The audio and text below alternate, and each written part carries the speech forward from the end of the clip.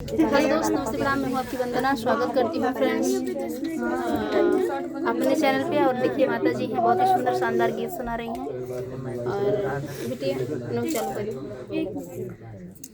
सोहर पर का उठान गीत बहुत ही शानदार बारे में क्या अपना जगह हो जाता है।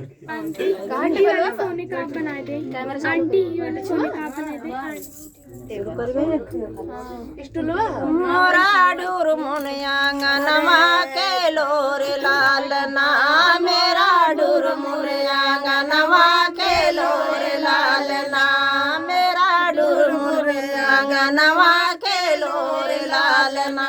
खेलता खेलत लाल दादी लगे गईले, खेलता खेलत लाल दादी लगे गईले। जियो रे लालना हे जागो रे लालना, अपने दादी के नौआ बढ़ाऊ लालना, अपने दादी के नौआ बढ़ाऊ लालना, अपने दादी के नौआ बढ़ाऊ लालना, अपने दादी के नौआ बढ़ाऊ लालना।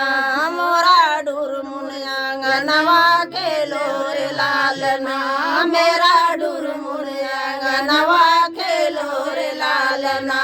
खेलता कूदत लाल चाचा लगे गईले, खेलता कूदत लाल चाचा लगे गईले। जियो रे लालना हे जागो रे लालना, अपने चाचू के नौआ बढ़ाऊ लालना, अपने चाची के नौआ बढ़ाऊ लालना।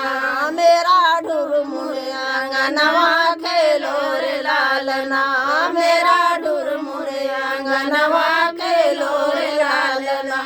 खेलता कूदत लाल बुआ लगे गईले, खेलता कूदत लाल बुआ लगे गईले। जियो रे लालना हे जागो रे लालना, अपने फूफाऊ के नौआ बढ़ाऊ लालना, अपने फूफाऊ के नौआ बढ़ाऊ लालना।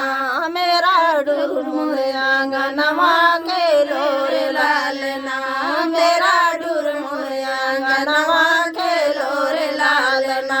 खेलता कूदत लाल पापा लगे गईले, खेलता कूदत लाल पापा लगे गईले। जियो रे लालना हे जागो रे लालना, अपने मम्मियों के नौआ बढ़ाऊ लालना, अपने मम्मी के नौआ बढ़ाऊ लालना, अपने मम्मी के नौआ बढ़ाऊ रे लालना।